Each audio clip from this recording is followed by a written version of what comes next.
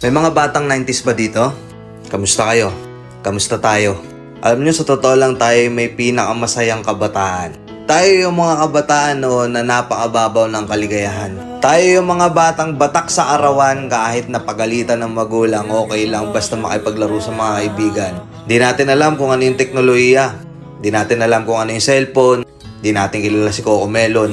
Kontento na tayo sa mga laruan natin at sa kung ano yung meron. Tayo yung mga batang halos makompleto natin lahat ng laruan sa Jollibee at McDo. Bumibili tayo ng tig-pipisong laruan baka sakaling may laruan doon sa loob. Naalala nyo?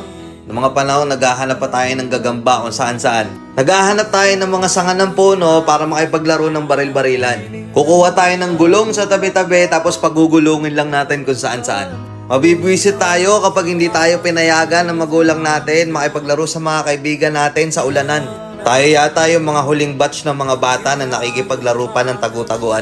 Sa totoo lang, di ba? Real talk.